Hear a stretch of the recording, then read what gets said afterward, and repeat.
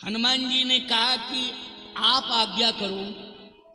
भगवान ने कहा कि ना तो मेघनाथ की मुझे जरूरत है, ना सुलोचना की मुझे जरूरत है, मुझे तो केवल विभीषण की जरूरत है। विभीषण मुझे मिल जाए। अगर विभीषण मुझे मिल गया तो राम को एक मत अधिक मिल जाएगा और राम विजयी हो जाएगा। हनुमान जी ने कहा वैसे तो मेरा मूड था कि तीनों वोट ले आवे तीनों, लेकिन अब आपने कह दिया है तो अब हमें आपकी आज्ञा माननी पड़ेगी। ठीक है, मैं विभीषण जी को ले आऊंगा, लेकिन एक बात सुनना और समझना, दबाव नहीं बनाना, दबाव नहीं बनाना है। कभी भी किसी भी साधु पर दबाव बना के नहीं लाना चाहिए कि दबाव बनाओ ले आओ, क्योंकि साधु स्वतंत्र होता है। भगवान राम ने कहा कि मुझे ऐसा मत नहीं चाहिए कि दबाव में ले आओ।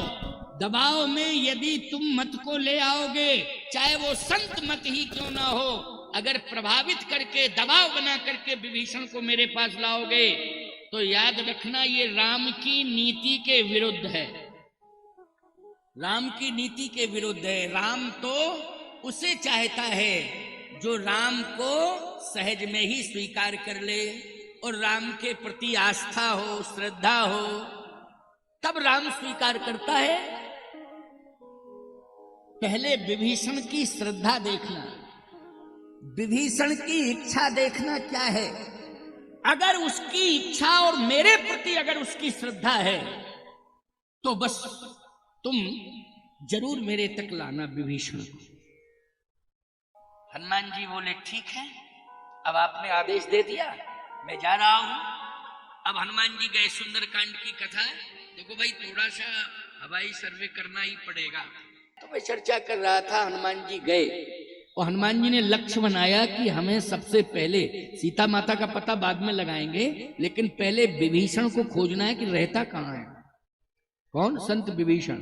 सुंदरकांड की कथा चल रही ना, तो मुझे विभीषण को खोजना है। अच्छा, हनुमान जी मंदिर मंदिर प्रतिकर शोधा। लोग कहते हैं महाराज मंदिर मंदिर ये सब क्या है।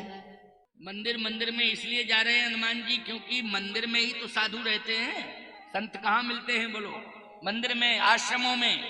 हनुमान जी ने कहा बड़ी खराब दुर्दशा है, लेकिन जिसे तलाश रहे वो नहीं मिल रहा है। कौन? बोले विभीषण नहीं मिल रहा है, विभीषण मिले उसकी तलाश है। आपको एक बात बताऊं कि विभीषण जिस मंदिर की पूजा करता है, रावण ने वहां प्रतिबंध बिल्कुल नहीं लगाया। क्यों नहीं लगाया प्रतिबंध? क्योंकि विभीषण नृसिंह भगवान की पूजा करता है, नृसिंह भगवान की। समझ गए हो कि नहीं? और नृसिंह भगवान का अवतार कौन है? आवेशा अवतार। इसलिए रावण कहता है विभीषण और देवताओं की चिंता नहीं, नृसिंह भगवान को तुम संभालना, और तुम ही संभाल सकते हो, इसलिए पूजा में कोई त्रुटि नहीं आनी चाहिए, संभालो। अच्छा, हनुमान जी भी लंका में गए तो लंक चले सुमिर नरहरि। नरहरि, नरहरि कहते हैं नरसिंह भगवान। हनुमान जी ने कहा संत कहाँ रहता है? संत समझ में ही नहीं आ रहा। विभीषण लगता है कि चला तो नहीं गया, आतंक से भयभीत होकर के भाग गया हो, लेकिन नहीं। भवन एक पुनि दीख सुहावा,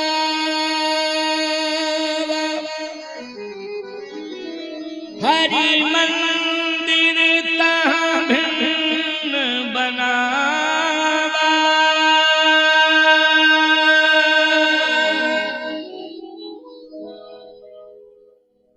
हरि मंदिर तहाँ भिन्न बनावा। बस समझ गए हनुमान जी, यहां निश्चित रूप से विभीषण जैसे संत ही रहते होंगे, विभीषण जैसे संत होंगे अवश्य, क्योंकि हरि मंदिर ता भिन्न बनावा। दूसरा प्रमाण क्या है? आगे बढ़े। रामायुध अंकित ग्रहे शोभा बरनि न जाए, नव तुलसी का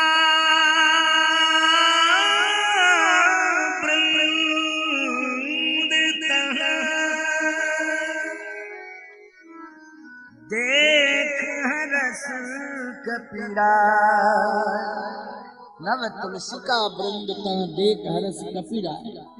हनुमान जी ने कहा तुलसी हरी भरी है, इसका मतलब है जल देने वाला कोई है। क्यों भाई?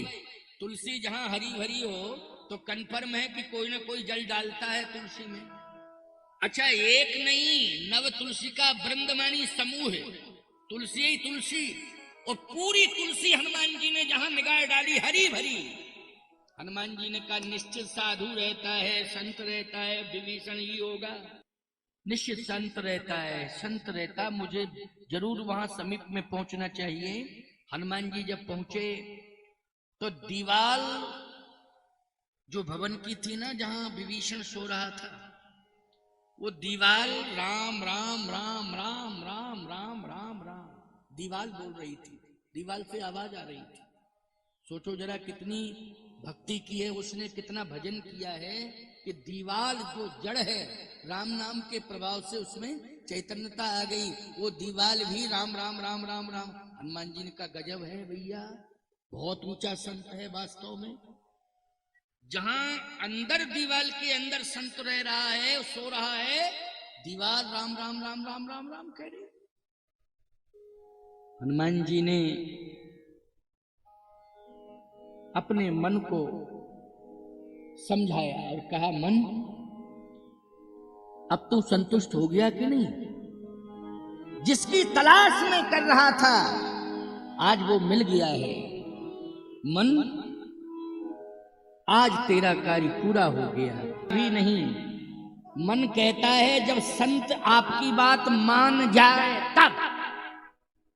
अभी तो अंदर है वो, मानता है कि नहीं मानता है? मिलो, उसने इनकार कर दिया, तब क्या करोगे? मन कहता है नहीं नहीं, बात मान जावे संत तब मैं प्रसन्न होऊंगा। हनुमान जी ने कहा वो भी कोशिश करता हूं। हनुमान जी राम राम राम राम राम राम राम राम राम राम राम राम बड़ी जोर जोर से कहने लगे राम राम राम राम। सुनत विभीषण उस टाइम आए। विभीषण ने कहा अरे लंका में राम राम कहने वाला कौन आ गया? मेरे अलावा तो कोई लंका में राम राम कहता ही नहीं था, लेकिन कौन आया? विभीषण जी तुरंत ही उठ के आए अंदर से बाहर। जैसे ही अंदर से बाहर आए, बहुत ही बढ़िया बात है, सुनो, बहुत ध्यान से सुनना। विभीषण जी ने जैसे ही हनुमान जी को देखा तो नेत्रों से प्रेम आंसू छलक पड़े। हनुमान जी ने कहा ये आंसू क्यों निकाल रहे हो? विभीषण जी ने कहा ये प्रेम के आंसू, वो आपको देख करके मेरे प्रेम के आंसू निकले। मुझ में क्या ऐसी विशेषता है? कहा विशेषता यही है कि भेष बदल करके भगवान आ गए। आज मेरा भजन सफल हो गया है क्योंकि भेष बदल करके मेरे सामने भगवान खड़ा है। आप राम हैं, भेष बदल के आए। इस दीन पर आपकी बड़ी कृपा हो गई है, इसलिए प्रभु मुझे स्वीकार करो, स्वीकार करो। और जैसे ही चरण पकड़ने की कोशिश की, हनुमान जी ने रोका, नहीं नहीं, मैं सत्य कहता हूं, मैं राम नहीं हूं, मैं राम नहीं हूं। तो फिर विभीषण जी ने कहा आप राम नहीं है तो राम के दास हैं। कि तुम हरिदासन मह कोई, मोरे हृदय प्रियस होई। आप राम नहीं है तो आप राम के दास हैं। हनुमान जी ने कहा नहीं, मैं राम का दास भी नहीं हूं, मैं राम नहीं हूं ना राम का दास हूं। विभीषण जी ने कहा फिर कौन है आप? हनुमान जी ने कहा कि मैं प्रभु राम के दासों का दास, दासानुदास हूं। मतलब सीधी सी बात है, आप राम के दास हैं, मैं आपका दास हूं। ये है दीनता की पराकाष्ठा, समझ गए हो ना? ये दैन्यता की पराकाष्ठा है प्यारे। इसलिए वो हनुमान है जो सबका सम्मान करे, वही हनुमान होता है प्यारे। जो सबका सम्मान करे वही हनुमान होता है, वही हनुमान होता है आज। और जो सबका अपमान करे वही अभिमान होता है। जो सबका अपमान करे वो अभिमान होता है, और जो सबका सम्मान करे वो हनुमान होता है, वो हनुमान होता है। इसलिए अपमान मत करो, बन सके तो सम्मान करो, और नहीं तो अपमान तो करो, नहीं करना चाहिए। आइए मेरी बात को सुनिए। विभीषण जी ने कहा कि इस भाषा का प्रयोग साधारण नहीं कर सकता है। पहले आप ये बताओ, आपको प्रभु राम ने ही भेजा है ना? हनुमान जी बोले भेजा तो प्रभु राम ने ही। विभीषण जी बोले जो रघुवीर अनुग्रह कीन्हा, तो तुम मोहि दरस हठ दीना। इसका मतलब है कि मेरे ऊपर कृपा कर दी है रघुनाथ जी ने, इतनी बड़ी कृपा कर दी है कि आज मैं वर्णन नहीं कर पा रहा हूं, लेकिन मेरी हाथ जोड़ करके प्रार्थना है कि प्रभु राम ने मेरे पास आपको भेजा है। इसलिए क्या आप मेरे ऊपर इतनी कृपा कर सकते हैं कि जहां श्री राम के पास से आप आए हैं, आप मुझे वही पहुंचा दीजिए और राम से मिला दीजिए। बस मैं यही तो तलाश कर रहा था। हनुमान जी बोले काम बन गया, बन गया, बन गया। जो प्रभु कह रहे थे वो अक्षरशः सफल हो गया कि दबाव मत बनाना, सहज में ही मेरे प्रति उसकी श्रद्धा हो, सहज में ही मुझे स्वीकार करे। तो विभीषण जी के बयान ने सिद्ध कर दिया, स्पष्टीकरण दे दिया कि बस मैं प्रभु का इंतजार ही तो कर रहा था, लेकिन जिस रास्ते से चल करके आए हो और प्रभु ने आपको भेजा है, उसी रास्ते से मुझे प्रभु के पास ले चलो, ले चलो, ले चलो। हनुमान जी ने कहा लेकिन रास्ते से चल के मैं आया हूं, लेकिन अब वो रास्ता मैं पहचान नहीं पाऊंगा। क्यों? भुलक्कड़ हो क्या? जल्दी भूल जाते हो? हैं? जल्दी भूल जाते हो? एक तालाब था, बरसात का मटमैला पानी भरा था उसमें। हमारा एक ड्राइवर था, अब तो वो दुनिया से चला गया।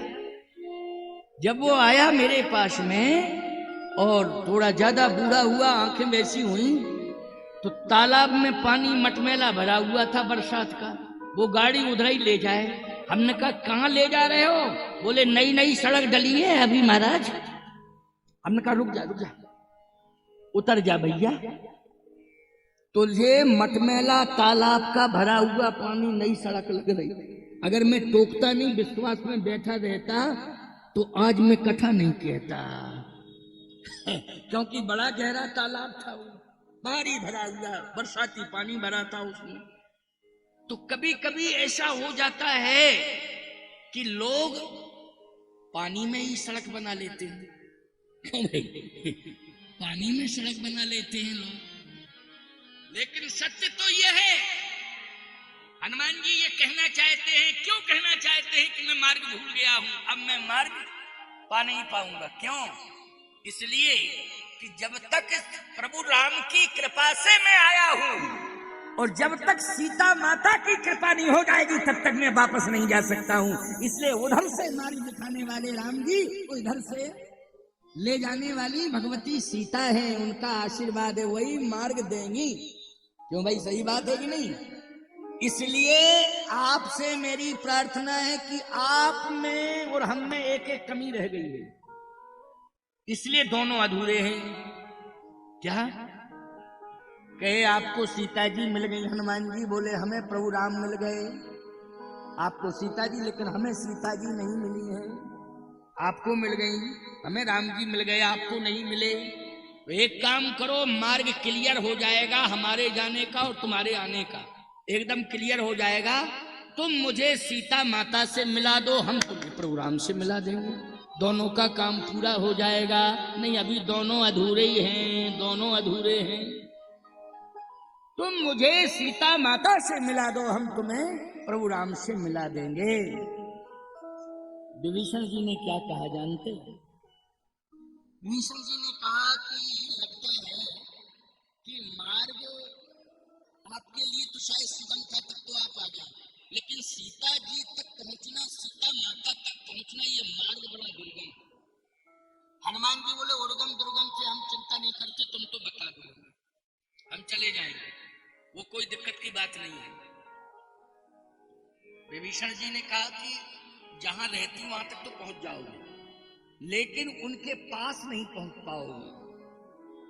हनुमान जी ने कहा क्यों नहीं पहुंच पाएंगे, क्या बात है?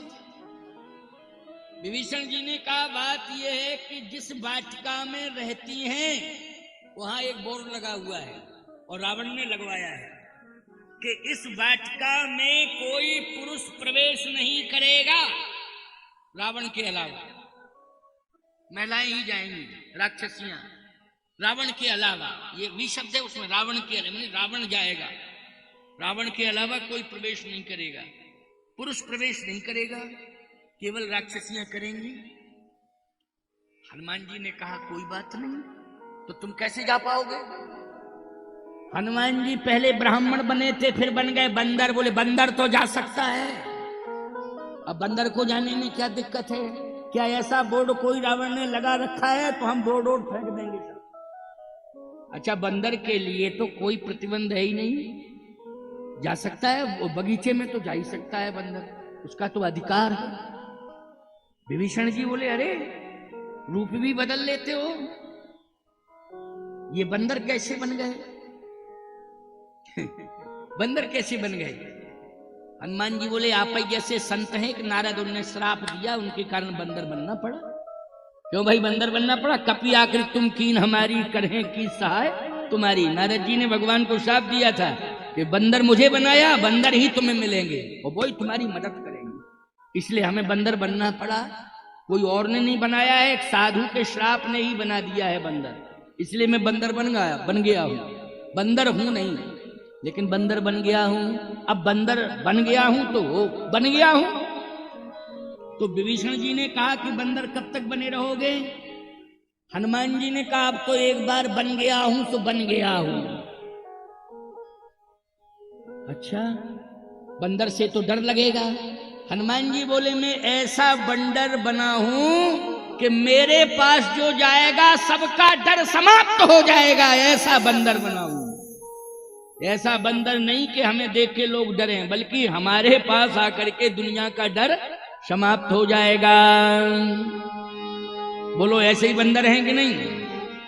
भूत पिशाच निकट नहीं आवे, ओ महावीर जब नाम सुनावे। नासे रोग हरे सब पीड़ा, ओ जपत निरंतर हनुमत बीड़ा। संकट ते हनुमान छुड़ावे, ओ मन क्रम वचन ध्यान जो लावे। इसलिए इस पर कोई चर्चा मत करो, सीधी सी बात, रास्ता बताओ। विभीषण जी ने कहा कि अब तो सफल हो जाओगे, लेकिन एक समस्या और पैदा हो गई अभी अभी। क्या पैदा हो गई समस्या? विभीषण जी ने कहा कि सीता जी सबसे ज्यादा बंदर से डरती हैं। बंदर से जब शादी होके आई ना, अयोध्या आई जनकपुर से, तो उन्होंने एक फोटो देखा था बंदर का राजमहल में। फोटो देख करके बेहोश हो गई।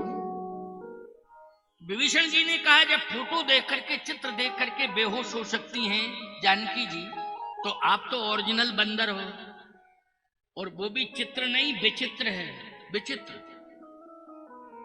हनुमान जी ने कहा तो उपाय तो बताओ कुछ, आप ही बता सकते हो उपाय, जाना तो है ही। युक्ति विभीषण सकल सुनाई, चले पवन सुत विदा कराई। युक्ति बताई क्या? कि डायरेक्ट मत जाना, जिस वृक्ष के नीचे बैठी हैं उस वृक्ष की डाली पर बैठ जाना, पत्तों में छिप जाना। आपकी वाणी में जादू है,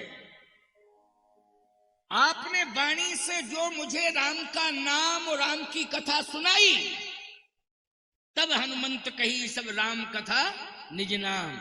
उस कथा को सुन करके मैं बहुत प्रभावित हुआ। जिंदगी में कभी ऐसी कथा ही नहीं सुनी, जिंदगी में ऐसी कथा नहीं सुनी। वाणी में बहुत चमत्कार है, वाणी विशारद हैं आप, इसलिए आप जिस तरह से कथा सुना करके मुझे प्रसन्न प्रभावित किए, सीता जी को भी आप कथा सुनाइएगा। और कथा सुनाएंगे आप तो इतनी प्रसन्न हो जाएंगी कि सारा का सारा भय और संकट दूर हो जाएगा।